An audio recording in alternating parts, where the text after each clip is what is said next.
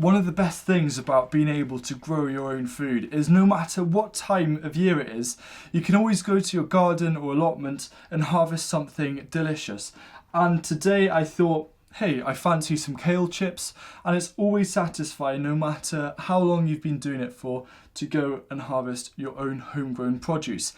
And even if you haven't started growing your own food, you don't need a garden. All you need is a raised bed. So I thought in today's video, I'd outline 7 really simple steps to making your first raised bed a huge success. If you haven't yet built a raised bed, then there are 2 videos which should be popping up now showing you 2 different designs. And the first one is this one which I made for free, and it's made out of a pallet. Or there's this one which is actually made out of 100% recycled plastic from British Recycled Plastic. So they're 2 very different ends of the spectrum. This is about 4 by 4 foot, but this is 10 by 4 foot. So the first thing you need to do, step 1, is about filling the raised bed. Now ideally you want to aim for kind of the bottom half, the bottom 50% to be soil, and then the top 50% to be compost, and the compost should be multi-purpose and peat free, for example what I'm using now. But if your budget is low or you're trying to save money, then you can get away with just putting a layer of compost over the top. So if you have a minimum of at least 5 centimeters of compost as a layer over the top, then that's a good target to have.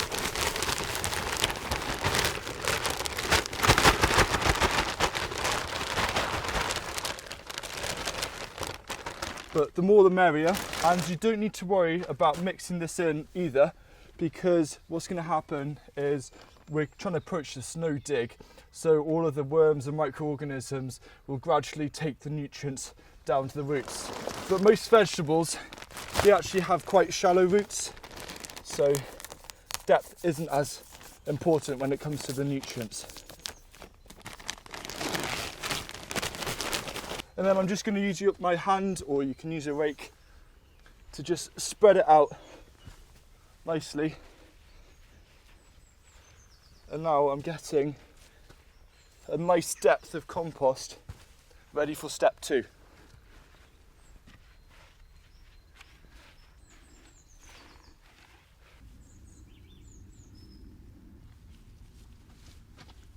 I'm just tapping down gently with the rake just to make it nice and level, ready for sowing seeds straight away. Surprisingly, I think step 2 might be the hardest step of them all, because that's choosing out of all the vegetables what you want to grow in your raised bed. And for example, if you don't have much time, I'd stick to 3 to 4 main vegetable crops to grow throughout the year. Now if you do have some time and you want to really learn as much as possible, then my new book Veg in One Bed shows you how you can grow nearly 20 different vegetables in a raised bed throughout the year, with harvest every single month of the year in this 10 by 4 foot raised bed. So do check that out if you are interested. Step 3 is to make a planting plan and to stick to it, because the thing about vegetables is that a lot of them need to be sown at different times of the year, otherwise they're not going to mature properly. For example, if you sow leeks and it's July or August, then they're not ever going to develop well enough. So what you can do is to quite simply make an overhead plan month by month of your raised bed, and you can just write down everything that needs to happen each month, so you can have a really easy overview which you can stick on your wall, and then you can always make sure that you are on track.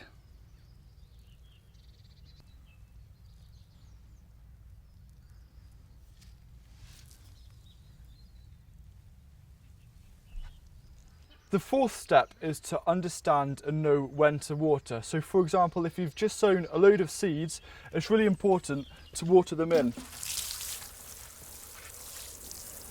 Like that. And especially for smaller seeds like lettuce or carrots or radish like I've grown here, you don't actually want these to dry out when they're trying to germinate up until they're about 5 centimeters. And there's a permaculturist called Bill Mollison, and he uses this really clever technique where he gets a board and you'll place it over where you've sown your seeds, and what this does is that it helps retain the evaporation, and every day or so just check and see if there's anything growing underneath.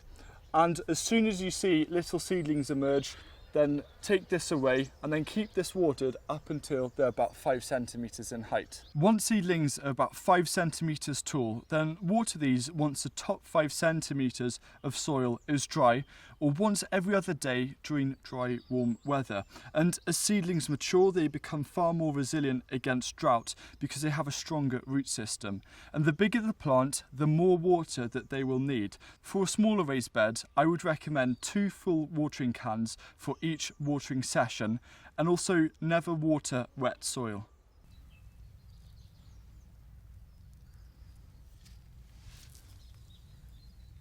Step 5 is to always keep on top of the weeds, and the easiest way of doing this is whenever you go and tend your plants or water, just keep an eye out for weeds, because they can quite easily, without weeding, get a bit out of hand like this one, and the bigger the weeds, the harder they are to pull out. A weed is anything that grows where you haven't actually planted something on purpose, or something which looks completely different to everything else which is growing nearby. And the great thing about a raised bed is that it's actually quite a small area, so keeping on top of weeds should be a breeze.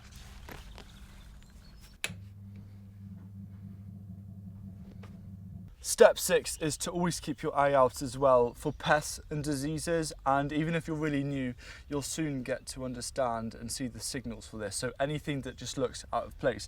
Now, for example, if you have loads of pots and trays around or long grass near your raised bed, then remove this, because these are perfect habitats for slugs. And what you can do is either make a slug pub, or you can even go out at night if you've seen some damage and take a torch and a bucket, and on a warm, humid night, it's perfect to go along and pick up any slugs that you find, because that is when they're most active. Another common pest that you get in gardens are birds and things like sparrows. They like to go for your charred leaves, which is really weird, and pigeons really like brassicas. So by putting a stick and a plant pot over the top and doing this in all of the corners, then you're going to protect your plants from those. But just make sure, if you see something, it's so easy to just go on Google and have a search, and it'll come up with loads of different ideas for how to deal with pests and diseases, or you can also find the most common ones in my book as well.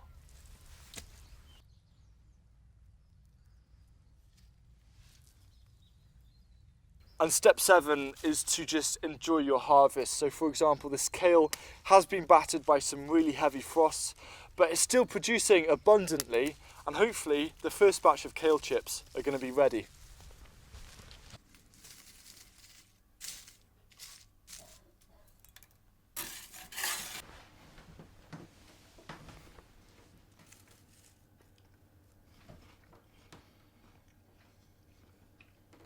It's just always such an amazing feeling to eat your own homegrown veg.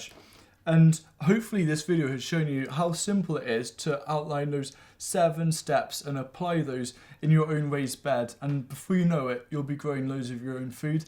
And don't forget about my book, Veg in One Bed, which is just dedicated to maximising your growing potential from a single raised bed. The most important thing is to not dwell in your failures. Just use those as a learning curve, but to always focus on the successes, because even gardeners who have been growing all of their lives can experience failures. It's just part of it. But the most important thing is to enjoy the things which do grow really well, as am I doing right now.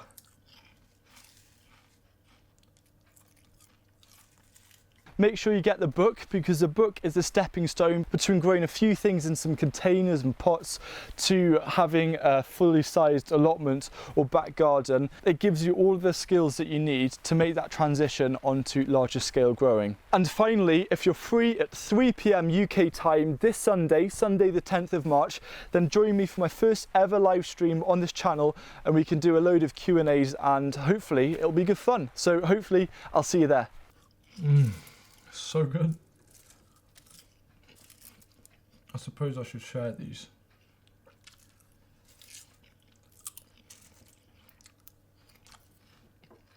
Are you still here, are you?